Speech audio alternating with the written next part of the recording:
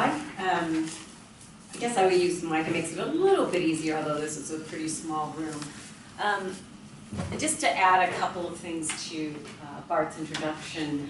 Again, I had worked with the Metropolitan Transportation Commission in the San Francisco Bay Area for 25 years, and then got the call to be part of the Obama administration's team with US DOT. I originally went there and was appointed the deputy administrator. And then when my boss, Peter Rogoff, was asked to work with the Secretary Fox when he came on board after Secretary LaHood, I advanced up to acting administrator. I was up for Senate confirmation, but due to the interesting politics of DC, that never happened, but did run the agency for almost 2 years. It was really quite an extraordinary experience. Very glad to be back in California. I would not trade the experience of working in Washington, DC for anything, but it was a very eye-opening, very humbling experience in a number of ways. I think the idea of making national policy in a country where you have to have, in my case, transit policy, work in Lincoln, Nebraska, as well as, Memphis, Tennessee, as well as Boston, Massachusetts, Detroit, Michigan, Phoenix, Arizona, of course, everywhere in California, was a very daunting task. And it did teach me a lot of very valuable lessons, I think, hopefully that I can bring to bear here in my role as Chief Planning Officer for LA Metro. One of the things that I am not going to do today is talk to you about lots of projects. You're going to have lots of people who can come to you and talk about a particular project.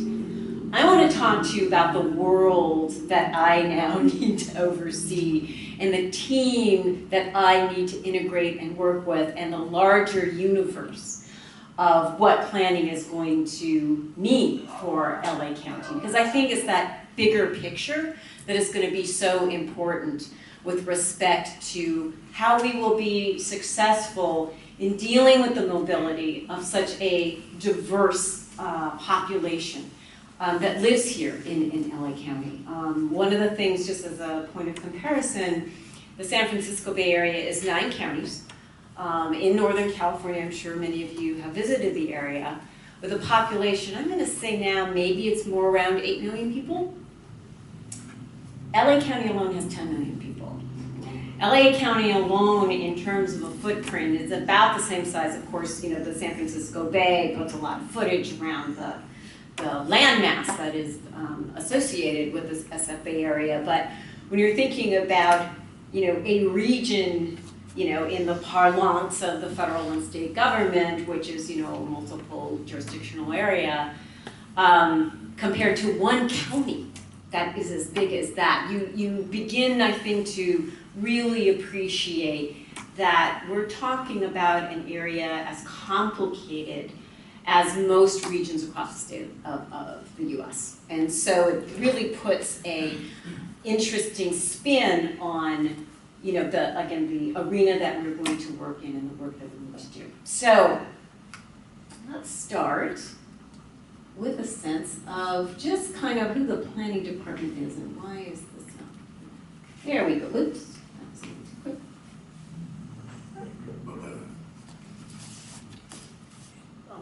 Technically challenged. There we go, the first slide. All right. So countywide planning and development, and I've come to appreciate this since I've been here, is actually incredibly, it has an incredible range of responsibilities that we need to do, some of which maybe even you in the room aren't fully appreciative of. The pink is what might be traditionally known as sort of the planning functions, right, that we do as an agency. Certainly in my role in regional planning, these were the things we did. Long-range planning, systems analysis, research, strategic finance, regional grants management. We're always in the business of trying to partner with our state and federal agencies for additional funding to complement what can be raised at the local level. In the orange, we really look to, and this is somewhat different actually in some respects from what I did before, we do a lot more of things here that are very project specific, right? So we will do the system-wide planning and the corridor planning for particular transit expansions, and again, importantly, we don't just do transit, although we are a major transit provider. We are a multi-transportation authority. So we do have, as you'll see later on, we do have very important roles in active transportation, in highways, in local streets and roads and the like. So it's not just about transit, although again, as a transit provider, that is absolutely a major part of the portfolio. But in addition to that, and it's one of the things that was very interesting and for me, a real growth area, is we do a lot of work, we hold a lot of land, which makes us, as an agency, able to do a lot in the arena of joint development. And I think we've, in fact, over the last decade or so, I think been sort of the cutting edge in a number of the things that we're doing in that regard. Parking management, who knew? I wish I had the number on top of me, but we, in our area now, there are thousands and thousands of parking spaces that are under our jurisdiction. And they weren't really managed very well. So we actually now have to kind of get it together, and sort of we actually now in the last couple of years really have put together a comprehensive program of what do we want to do with this asset, which is parking. And then finally, as I mentioned, the board, and again, I have been here a total of 3.5 months. So you're going to have to bear with me as, you know, I myself am coming up to speed with a lot of it, but in certainly this last year, active transportation has become an increasingly important focus of many of the board. And they become to realize that first last mile is an incredibly important element of making transit successful in a community. How do you get there, number one, and once you get to where you want to go, how do you get to your final destination? And active transportation, walking, biking, certainly providing for our disabled passengers in wheelchairs and the like, is a really important part of the overall mix of what the transit experience really is. And so we're doing a lot with that. Now, one of the other things that's been, I think, a really important part, certainly, of my philosophy and that of Phil Washington, is recognizing that as an agency, we have to work together and do a lot of silo busting to get the business of LA Metro, serving the people of LA County, really working. And the planning department is one of those disciplines, actually, that probably touches as many of the different departments throughout LA Metro as any of them. Treasury and OMB. You know, we need to be mindful in terms of project delivery timelines and the like on procurement requirements. You know, program management, that's our construction and engineering. You're talking a little bit more about that. Very importantly, Americans with Disabilities Act and Civil Rights is a critical piece and of, I think, the LA Metro portfolio. And when we talk about planning, it's important to remember we are not talking about planning for vehicles. We're not talking about planning for bridges. We're not talking about planning for highways. We're talking about people. We are planning for people and how they need to move to get to where they are. When you keep that customer-oriented perspective, it really does change how you approach what you do, and certainly ADA and civil rights is a very important part of that. Operations, we build a lot. There's always the focus on the building, right, and the construction, but then you have it as an asset. You have to maintain it, you have to run it, you have to keep it safe. Those three tenets are a huge part of what we need to do as an agency and becoming increasingly important, I think, in the planning portfolio. Communications, again, if you are serving the people, you need to talk to them. You need to listen to them. You need to have that two-way communication coming back. Again, a very important part of the outreach that is attendant to what good planning does. Safety and security. If there is one thing that has changed foundationally in our industry, it has been safety and security of the assets. 9/11, the most dramatic piece of that, as you know, I think our world changed forever in many respects because of that, but not the least of that was, look, you don't go to and travel internationally or certainly on any airline related or air service related thing without an entirely new paradigm of security and safety that did not exist. I mean, my children grew up with that always, but that was for many of us in that room, that was, we can all remember when that changed. The safety and security of our transit services are incredibly important as part of that overall paradigm shift, and something that's getting a lot more attention, certainly at the federal level. When I was at FTA, one of the major new requirements under MAP 21, which is, I use acronyms, I try not to, is federal authorization, was the requirement now for a safety plan for every transit agency that receives federal money. And Metro will be having to do that in the near future. Oh, it went to the top. So real quickly, we talked about real estate, active transportation, joint development, the things in planning. But again, the other things were the other people we touch. And then that was just in Metro. Let's talk about all the agencies we need to work with outside of Metro. And again, I think this is really important in terms of defining how we are successful. The federal government, again, just came from there, so I know that pretty intimately. But the major, and something that's missing up there, FTA, Federal Transit Administration, Federal Highway Administration, Federal Rail Administration needs to be there as well. We do a lot more with them, as well as the FAA. The joke in Washington, D.C. was for the U.S. DOT Secretary. There was the FAA and everybody else. So, and in that, FTA was one of the little ones of everyone else. But yeah, the FAA is a super big player.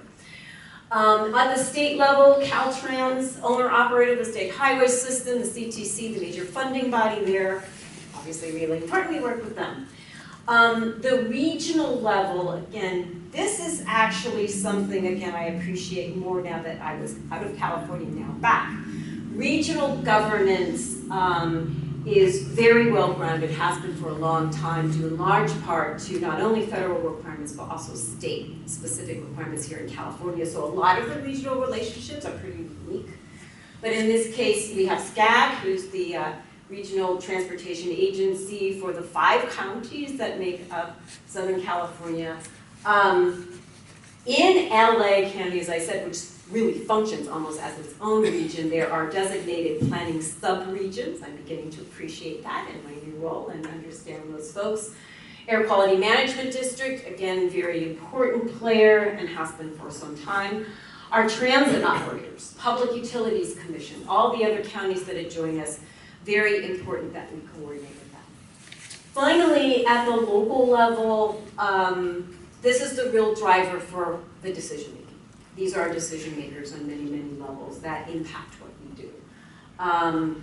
But again, that is very multi-layered, from elected officials, for all of the cities, to the LA County as an entity. The business community, I think the private sector is growing in terms of a very deliberate part of the conversations we need to have in planning.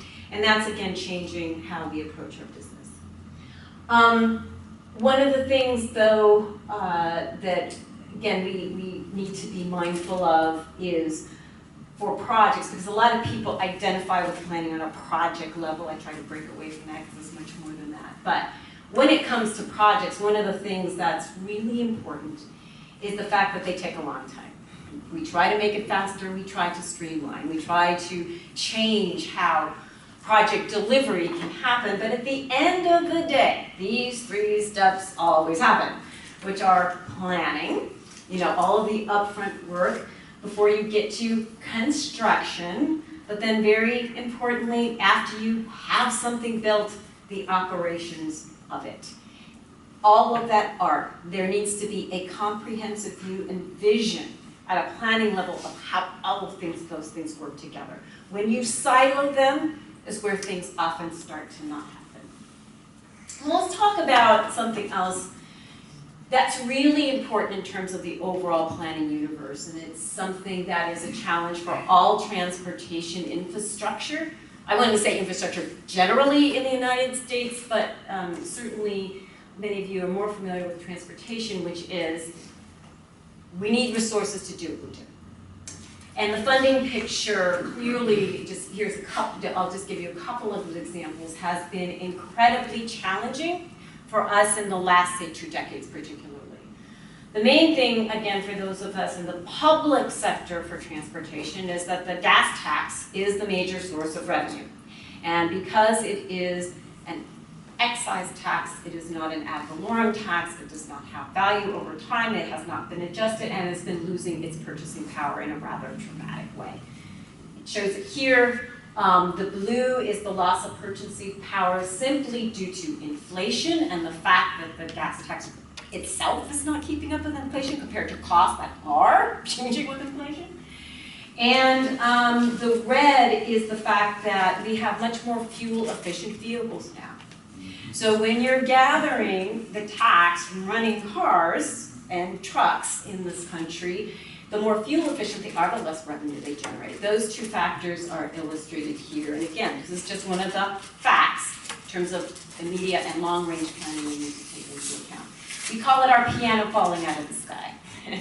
One of the things I think we tend to find in planning is that as much as you like to plan and think you have a crystal ball, you don't have a crystal ball. You have a piano falling out of the sky and you're expected to catch it. So I've certainly changed my view and metaphor of what planning is about.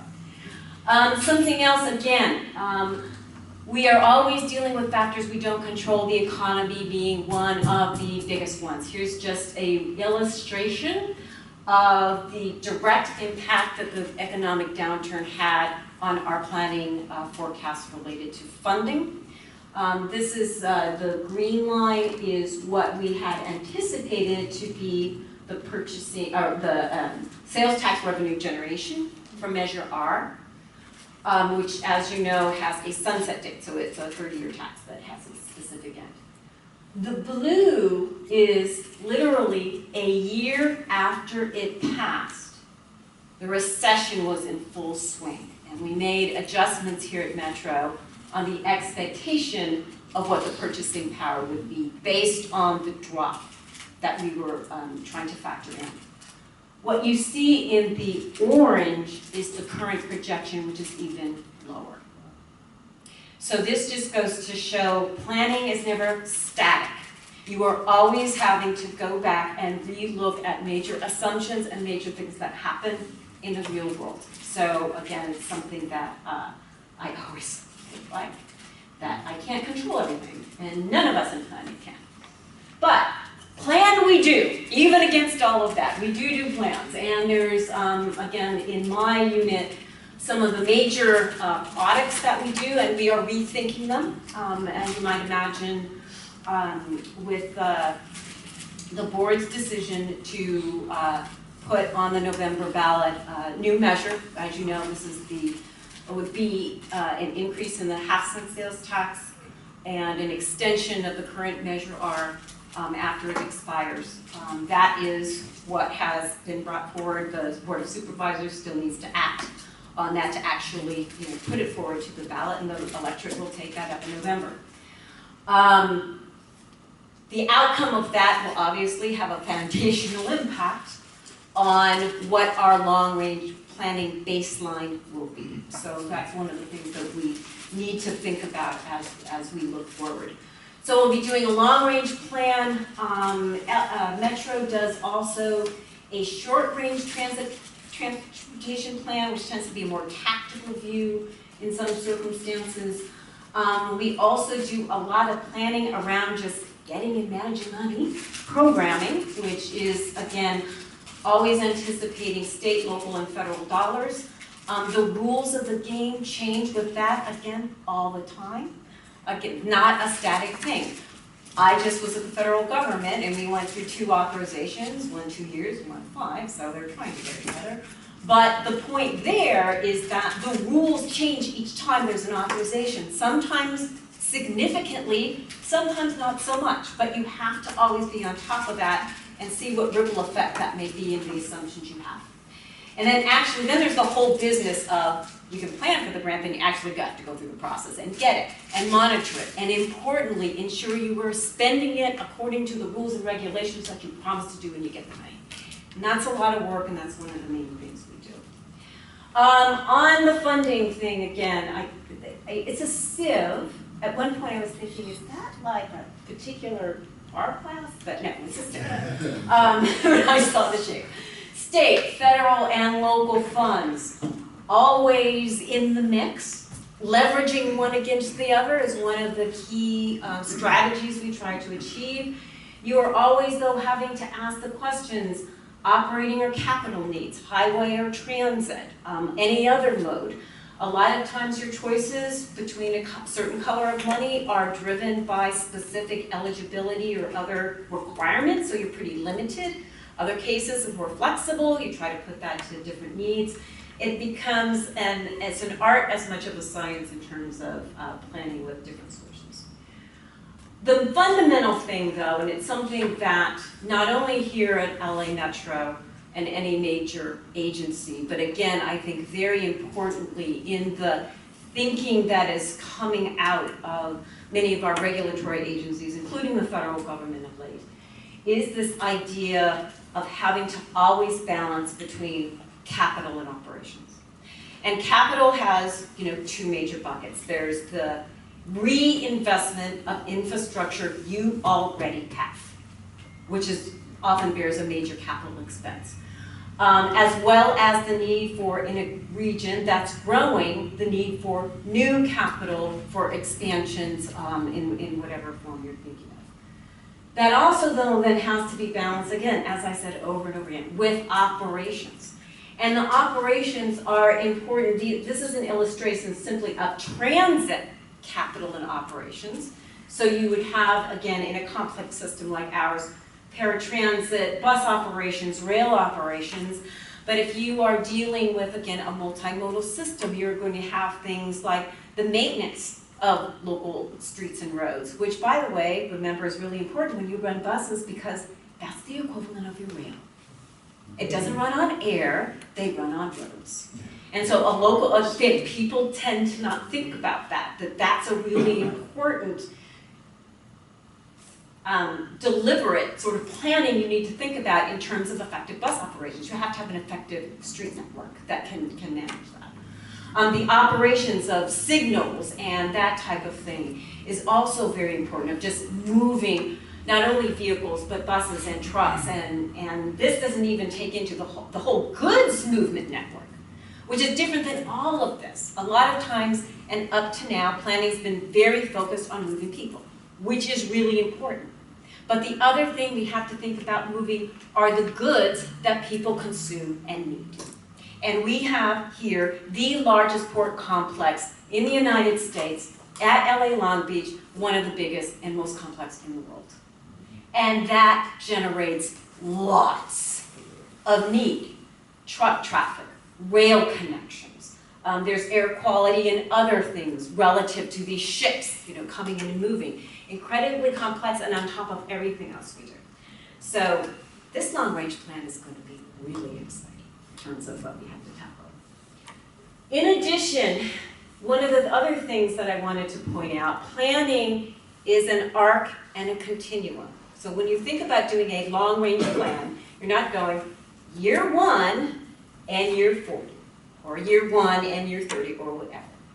It's year 1, 2, 3, 4, 5, 6, 7, 8, 9, to that year. So you have to think about all of the issues and steps you have to deal with along the way. And this is just one illustration of how sociodemographics and other things change the nature of the problem over the time plan you're planning for.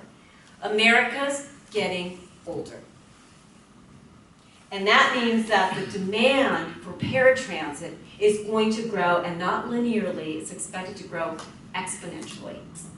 And that is something we need to deal with. And currently, our ability with existing resources is anticipated to fall far short of the need. So again, I don't have an answer to this, but it's one of those things that data fact gathering that you do at the beginning of the planning process is really important. You need, as I say often, you need to understand your baseline as well as you can before you start looking forward to the future. Similar other example, state of good repair, something that I'm personally very passionate about. I worked on it it was a big part of the planning portfolio when I worked with the San Francisco MTC, but also a huge deal for FTA. I'd like to say that my administrator and I really pushed state of good repair forward in the dialogue where federal policy needed to go. One of the results of that was in MAP 21, there is now a new federal requirement for transit asset management programs. How are you as a transit agency maintaining and sustaining what you've already got in addition to what you're going to build? So again, one of the important parts is just getting a sense of what these needs are so that you can then begin to figure out how do you address the needs. And just to show the ups and downs, and I haven't dissected this all. This is one of those things where I need to sit down with my staff and really work through, but I'm going to anticipate that one of the things is you see these high peaks in a particular year because very often your transit assets are bought in bunches. You don't buy one rail car every year. You buy 40 at a time, right? And they have a similar life cycle, so they're all going to need replacing at one time. And so managing, again, from a very practical standpoint, how you're going to get all of the resources needed to meet those peaky needs becomes one of the great challenges in this field of state of good repair. Okay, so we get the big picture, we've got all this done, but we still are also in the business of figuring out what do we need in the future. What are the new transit opportunities, in this case transit, that we want to look at? What are the demands and needs? How are those changing because business centers or housing centers where people live are changing? Again, it's not a static thing. Just look at downtown LA, right? Okay, how long ago was that? I mean, I remember when I was a kid growing up, people didn't live downtown. Now lots of people live downtown, and that's changing a lot of the demand patterns and travel patterns that we have. So what we do here in Metro is we try to anticipate where those needs are and do corridor planning, as an example, to say what are our options to deal with the demand to travel from point A to point B. We do all the environmental work that needs to be done, which leads up with all these big documents to something we call preliminary engineering, where you really start trying to figure out what you're actually going to build and how much it costs. This is one of those interesting areas where, you know, it's not that clean baton handoff. It's like, here, construction, we're done. It really still continues through the life of the project to be an interactive effort because, again, you may design, and how many, I have lots of engineers in the room, right?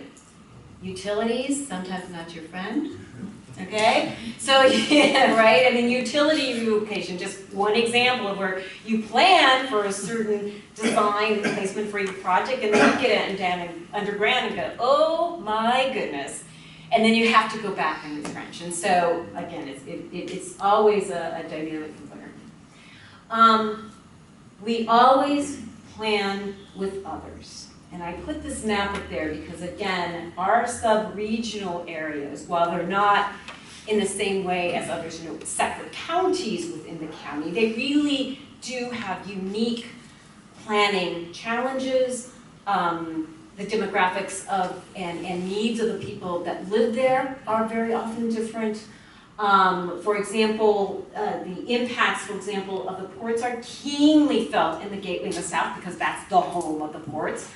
But in the north, where you've got major, interrail transfer facilities, the freight impact is very different. So again, understanding and working with our partners becomes critically important to get the full picture of what's required. And again, this is just an example of some of the partnering efforts that we've done. System-wide planning. One of the other things, again, that is new to me, again, because I've never worked for an agency that ran a system directly, is that there's a lot of, when you do customer faces. Now, there's the things you always know, setting fare policy and running headways and all that operational stuff for sure. But one of the things that is really important are things like wayfinding. How do you help people know how to use the system? Things like station design becomes really important because you want the station to be integrated into the character of the community. That's been a big issue as we build out these rail stations. So again, an example of some of the more localized planning that we do here. Again, an example of a station, conceptual station design. Real estate. I just had no idea that this was as large a part of the portfolio that we have. But again, this is something that has many dimensions into of itself. Whenever we build a major project, we will have to acquire land. So real estate acquisition becomes incredibly important. And here in Los Angeles, you can only imagine what a thrill that is in trying to buy right away for our projects. So we have a whole unit that does all of that. But we own a lot of land, and that land has to be managed. I mean, we have to manage it as an asset. So we have a significant, again, portfolio of the work and people trained to do that. But that also gives us some great opportunities for new and exciting ways to plan. When we own land, we can do things like joint development, which again has become in the last, I'm going to say 20 years, particularly for transit, a much more recognized opportunity for planning, transportation, land use planning.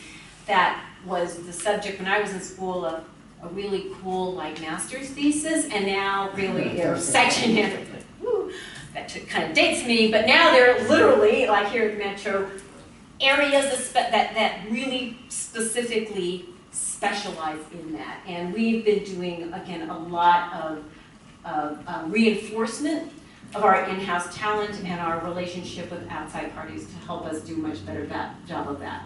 As I mentioned, again, parking has become a significant, very important role that we need to do. I mean, Frank Ching, he's just great. He's the parking guy. You can always see him with his T-shirt right with the bullseye here. But we're having to think about things like, do we pay for parking? We have a pilot program. We're exploring how that may become a way of better managing that resource. You can imagine there's many different opinions about that, but that's one of the things that we need to parse out with our board and with our community on where that goes. We now own Union Station.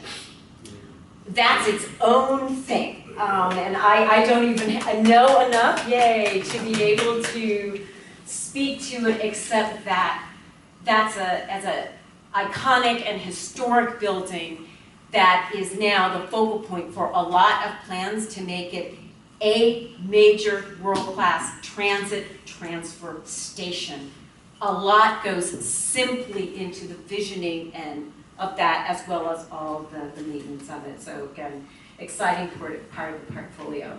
Active transportation and sustainability, big new focus. Again, I know I'm going over time here, but bike and pedestrian programs, shared mobility, van pool and rideshare has been a long time. Uber and Lyft, not so much. So now, again, when you talk about and think back, what's changed? Uber and Lyft was not in the planning picture, right? They didn't exist. And now, from that customer point of view of a person planning a trip, they now have a choice that's really interesting and quite not only entrepreneurial, but that's not going to be captured in a transportation demand model very well. It's just not. So how do you deal with the existence of this new infrastructure becomes one of our interesting questions. Sustainability. We could have a whole nother session on that, not the least of which are the larger climate change and other greenhouse gas emission reduction strategies, again, very big here. Different levels of discussion throughout different parts of the country, as you might imagine, but here it's a very big deal. And we are trying ourselves not only to be greener from the point of view, but Metro as an agency, but be a part of the solution for these greater environmental challenges. I deliberately am ending with some slides about when we don't do it right and how we fix it. So, with our joint development program, we had been working some years earlier on development plans for Mariachi Plaza in the Boyle Heights area. And you all are going to know a lot more about it than me. Again, I'm just like coming up to speed with this, but it was such an intriguing presentation from my real estate, or one of my chief planning folks, Cal Hollis. I wanted to use the slides again as an illustration of what happened.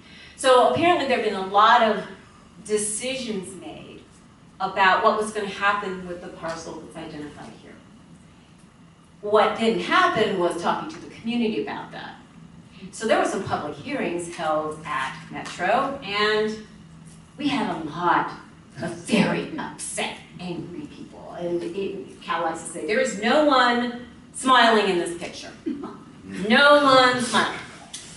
And it was really clear that the concerns of the community hadn't been heard. Concerns about gentrification, concerns about displacement, housing affordability. Again, LA's real estate, if there's an issue that is as maybe even more critical than the challenges of transportation and housing in this county. And all of that was really synthesized with one parcel in one neighborhood when we didn't listen to the community. So we started over. And we established a completely new way of restarting a discussion on development opportunities and scope, a much more detailed outreach process. There were 3 other projects in Boyle Heights, and we just said we're just starting all over with all of them. And one of the things we did was do a charrette process that was instituted in February of 2016, where we pulled together focus groups. We envisioned with them what they wanted.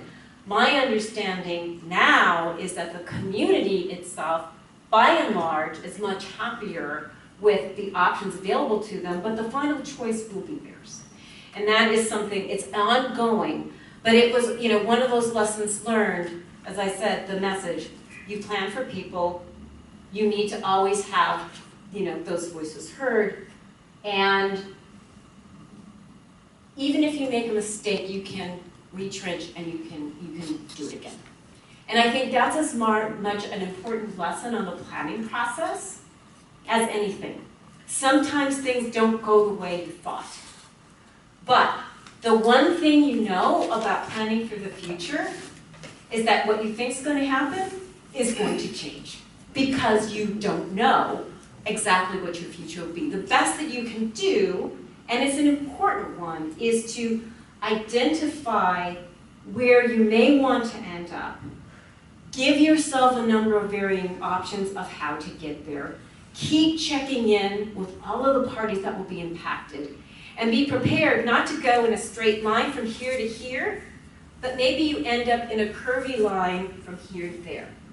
But it's forward moving. As long as it is, at the end of the day, you have the metrics of improving from where you are today, then that's really the best that you can expect in your planning role. So that's my presentation. Again, it's a really great opportunity.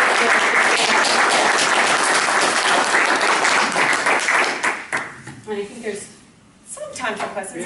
We have time for questions to midnight. I don't think people I don't have till midnight. Presentation. I was enchanted by the PowerPoint because it really helped me. I've been on regional planning for 1999, and to get this overview from this point of view and understand. I knew all these things because I dealt with right away in Silmar, where we have urban blight. Metro makes money at 10 cents a square foot, and it gets released at 90 cents a square foot, and it's blight.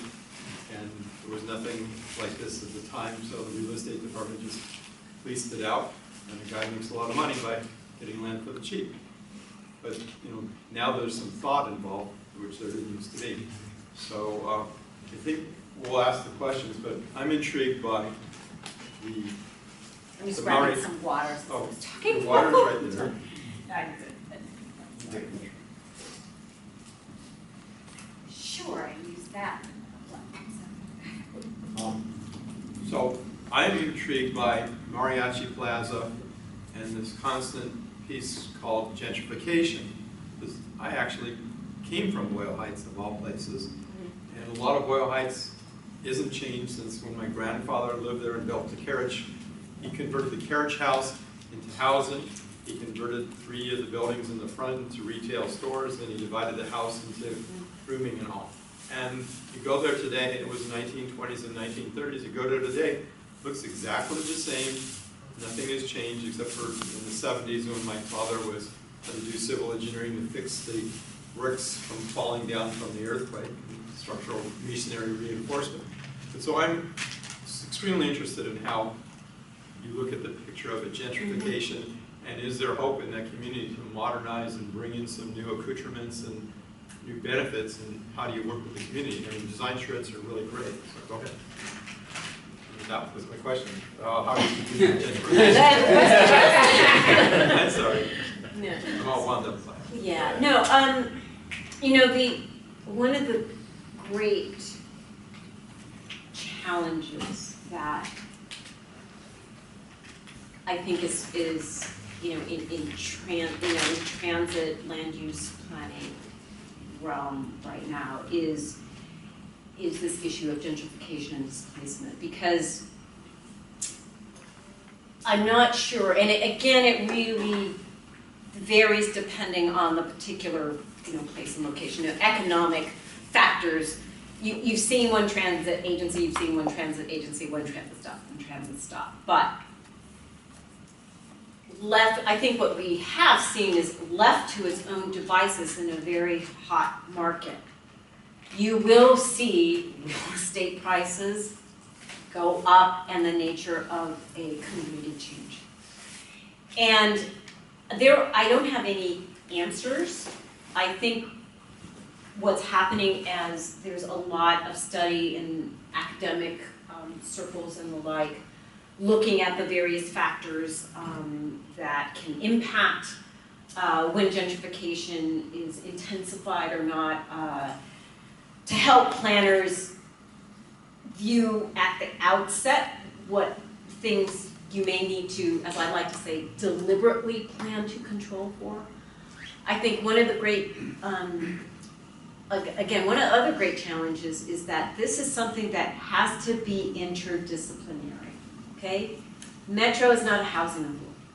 No transit, I can't think of one right on the top of my head that is, but the fact is that you need to be working with the agencies that, manage housing, and even in those cases with the redevelopment, and this is something I need to come up to speed with because I was obviously in DC when redevelopment agencies now don't exist anymore. That was one tool, one arrow in the quiver for, again, managing housing stock and other development things where you may have a policy imperative. Well, those don't exist anymore. So what do you do in that void? I don't know. But the two things is that you now have to anticipate it at the beginning. You can't chase it afterwards. It's really, really hard. Once a neighborhood has completely changed over, that can be too late to try and get back some of the things like affordable housing in the old system. You also need to work and develop the partnerships and, importantly, the policy decision framework with the people who are in a position to make those decisions. And that's going to be a joint thing. And working across, I like to say, our cylinders of excellence is not always easy. But it's something, again, you have to commit to and do as early as possible. Yes? Brought up something interesting. I don't know, maybe never occurred to me before, but you know, as you say, we have sort of a housing crisis in LA County, and it's become much more evident every year recently. And I've seen some of the RFPs that have come out of HACLA, and you know, people are just basically scrambling trying to figure out what to do at this point. But it sort of just struck me as you were talking that you know, we potentially have, you mentioned an arrow in the quiver, but we potentially have a partial solution, or at least a tool in how we engineer and design our transit and transportation. Mm-hmm. We don't necessarily have to provide a home for everyone. We just need to figure out a way to get people from where they're working or where they're, you know, otherwise existing to where there is appropriate housing. And I wonder if to that end there has been any actual discussion about using this sort of transportation planning to address specifically housing shortages in areas of the city where you have too many people for the residential units that are available.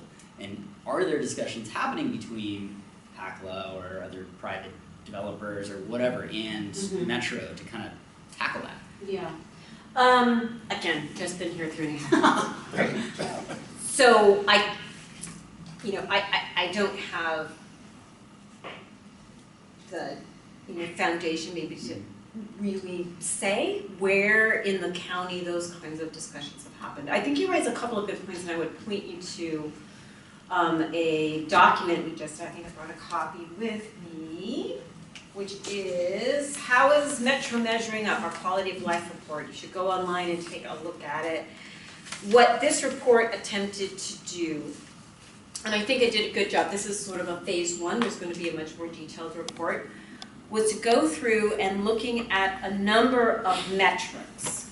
Everything from safety to commute times to, we have a very interesting page on, is rent changing near stations and around LA County?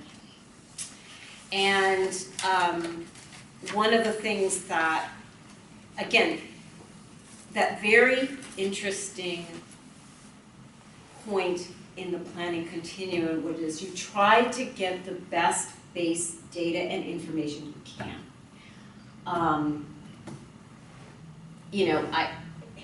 I don't know how, it's very easy to not spend the time and resources to do that, because it often means, for example, like this data, I think, my team had to apply, again, housing related information that's not in our database, right? I mean, you have to go out and get it. So it gets back to that, having to work sometimes outside your direct authority to get the information you need. But some of the findings that was interesting, and we're still trying to say, what does it mean, is average home lease rates in real estate submarkets and station cultures. Sometimes what you saw is that the rents were rising even without transit, right? So it suggests, although again we don't have all the information, that the conclusion, I bring a transit, I put a transit station in and then the rents go higher, didn't necessarily seem to be evidence, certainly in every case. Some cases that seem to be causal, but it was enough to say that pattern wasn't exactly showing, and it just seemed that rents were just going up. They're just going up in LA because people like to live here. That does not mean that there isn't, though, a responsibility to say, given that situation, and given the fact that very often the populations you want to serve, particularly those that are transit dependent, you would ideally want them to be able to live close to where you're providing the transit service. You still need to deal with that need. Now, so whether or not it's a matter of building more affordable housing in that area, or as you point out, identifying areas where affordable housing is and having safe, reliable, fast transportation to get to the sites that may be different. Obviously, that's part in a very complex planning paradigm. Those are the kinds of things you look at as well. It all, in my view, gets back to that really important first step of identifying who is it you want to serve, where is it they need to go, and against a whole, plethora of socio-demographic and other needs. And what are the options I have to bring to bear, simply to ask those basic questions. And the housing question just becomes one of the more interesting, first of all, it wasn't even in the mix 30 years ago, right? Now it's aggressively in the mix, and I think that's a good thing. Even if we don't have the easy answers, the fact that the question is on the table improves on that. Sorry, I took much longer to answer that. Chris Usage will be next, and then Chris and Chris. Go ahead, Chris first. I just want to say that I love how you use the words planning for people. I think that's excellent. I also love that we're putting a higher importance on station design and wayfinding. With that being said, my question is, will Metro consider best value instead of low bid delivery of these projects? This is in my 3.5 months. I need to, I'm not, again, familiar enough with our existing procurement process to be able to, answer. They have. Okay, maybe Yeah. someone else doing that, yeah. I do know that, one of the things with Phil Washington is, our new leader and him bringing in a new team is effective delivery of projects writ large is a major, thing that he's focusing on. Delivering quality and maintaining that quality going forward are just some really basic things. So that very well could be, part of the mix. I just don't know enough to answer that. Chris, what is next? Yeah, I want to ask about the strategic plan, and how Metro plans not to make long-term political enemies. I represent businesses who are being adversely affected by construction, and they have tenants who are being put out of business by Metro. The financial district is excluded from the loss mitigation program, so our tenants can't even make a claim. They just fold up and leave. I represent the Bonaventure Hotel. We're losing long-term bookings going out 5 and 7 years because of construction. We're going to be laying off people. Metro says that's not our problem. On Wilshire, the same is true for businesses. It's our perception that Metro has chosen designs of these projects not to be fast or to be efficient, but to spread the maximum amount of jobs to the maximum number of unions. So that whereas Europe and Japan are not using cut and cover construction because it's very disruptive in downtown areas, Metro has decided to use cut and cover construction to give jobs to particular unions who are particular campaign contributors to the Metro board members. So my clients are in a position, the only avenue we have is to raise money and oppose the ballot measure, because the ongoing disruption of our businesses is so severe, and Metro smiles and pats us on the head and says, oh, don't worry, things will be fine, and it's not fine. Metro is kind of like Donald Trump. They just say, the world is fine, listen to me, believe me, and it's just not true. So that you had on one of your diagrams, business connection, the local business. It seems to me that Metro lacks a strategic plan of how to deal with communities that it is harming in its projects. Do you have a question? Sure. Well, what is Metro's plan to address these kind of situations? Why are the bus riders angry? Why are the Crenshaw Coalition angry? The Beverly Hills community is angry. And so that when these people get together, the financial district is angry. You're not going to have the consensus you need to pass ballot measures. So just on a simple, why is the financial district excluded from loss mitigation for small businesses? Whereas Wilshire has it, the rest of the regional connector has it, all of Crenshaw has it. So you excluded one specific area. I just don't think you have a strategic plan to not make enemies. I can't answer your specific question, basically because I don't know about the, where you had a specific question on why one group is included or not. I don't have. Why is Flower Street Street excluded? I don't have the information to be able to ask that question. I think the thing I will say is, my goal, and certainly the goal of Phil Washington, who just recently went and did a walkthrough in the Crenshaw neighborhood with all the businesses in order to have a one-on-one discussion with them, is to recognize where we have, when you build big construction projects, you're going to have impacts. And that's just the nature of the beast. Now, having said that, it is important early on in the process and throughout the process to anticipate where those impacts are and to come up with a strategy for dealing with them. That's just, that is the path that we need to take. What new strategies or different strategies the team will be bringing to bear is something, hearing, impacts from people who are not happy with the past experiences is an important part of being able to have, a discussion or talk about changes going forward. That's the best that I can say standing here right now tonight. I think also you raise a very important point that we all need to be mindful of, which is, Metro is a combination of the staff and also, the board of directors. And the board of directors are the ones that make the decisions.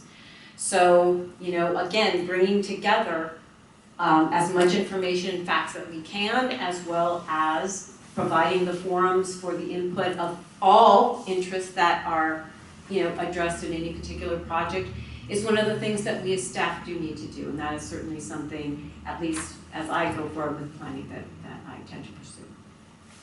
Yes, sir. John would be next. John Bollinger. First of all, I want to say thank you, Theresa, for your presentation. And, it shows this agency has grown significantly and has encompassed many more responsibilities, certainly, than I was here when I was here back in the late 70s and early 80s with the highways and the other transit modes that it now operates. And I appreciate the fact that you're new, relatively new, a couple of months, how much can you really absorb? And there's a lot to absorb, for sure. And the key, and you've made the point, the key is ridership. And where does that ridership come from? And one, I guess it's a comment, is that MTA tends to think of it puts on a hat, thinks of itself as a transit agency, and everything we talk about comes from a transit agency and planning for transit. But you have indicated very clearly that we have, and you didn't put a number on it, but $100 billion in real estate, which has a major impact in the region. A program to attract developers, which is a way of saying community development. And getting back to the point of ridership, I think that you need, again, I don't want to make a statement, I should ask it as a question, but I would say look at, wearing another hat here, what do developers need to be attracted to your site? What do riders need to be attracted to your creating hubs? There are a lot of these centers which are, or I should say, a lot of lines that have hubs that are opportunities to enhance communities, to develop new facilities, which in turn create jobs beyond just the direct jobs that you produce by being a consultant or contractor for Metro. You're really, the ridership comes from those people who have the jobs that are going from work to play, to learn, and to live. And the further away that living is from the metro station, the less likely that you're going to have riders. The further away that the work is from where the metro station is, the less likely you're going to have people riding to work. So therefore, you do have a responsibility to at least encourage development around centers, to attract them closer in so that they can then utilize the transit system. And that has to be the trend of the future. And the the big reason for that is the cost of energy and the need to have alternative forms of transportation. So my question to you is, how do you respond to some of those comments? Okay, actually, let me frame it, I think, importantly in terms of the larger picture I was trying to paint. I think we talked, you know, I mentioned real estate in large part because from where I, you know, come as the new chief planning officer, it was just really interesting to me to be able to see that in the, I hope you appreciate it, large portfolio of everything we need to do. I was using that as an example that from where I came from, it was just interesting that this is a notable part of the metro portfolio, because that's not necessarily the case for others. So it just becomes, it makes our portfolio of planning responsibilities that much more interesting and challenging because it's in the mix. I hope you weren't, and no one should walk away, that the most important thing that we do in planning is, you know, joint development. It's one of many, many important things that we need to do. What I would say to that larger contextual thing is that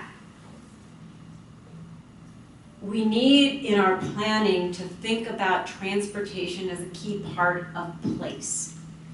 You know, transportation, its infrastructure, and what it does helps really define, they call it now, I mean, to use the term, you know, placemaking becomes now a conscious objective of what we are trying to do. In other words, how does this, if it's new infrastructure, how does its existent change or reinforce the existing character or vision of an area that a community wants to have?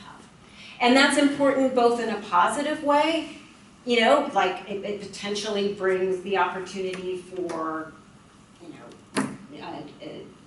new housing or development or retail or whatever near shop. You also have to be very, conscious about the negative impacts it can have. We were just talking about the gentrification and displacement. There's other things that could happen to the place where the transit is that may not be the benefits. It may be some disbenefits that you need to consciously either try to avoid at the outset or certainly mitigate as you go.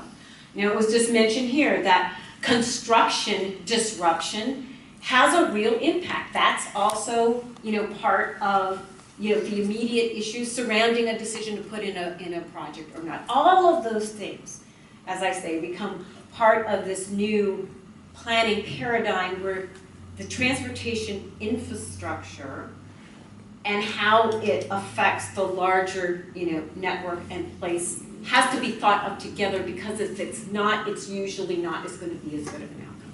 Similarly, though, the point about place in terms of the location of where people want to go and how you get them where they want to go is hugely important.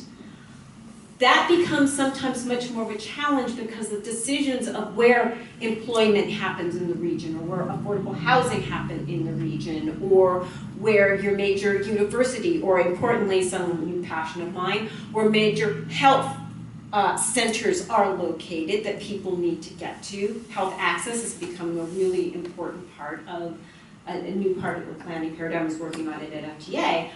All of those things are things that transit provide. Again, the things to think about, again, get good information, work with the facts as much as you can and make those forward thinking. Think of alternatives and options, because one path is sometimes not going to be the one that's going to work. And make sure that you can bring the right people around the table that need to participate in the planning and the options and the goal setting and the decisions that happen.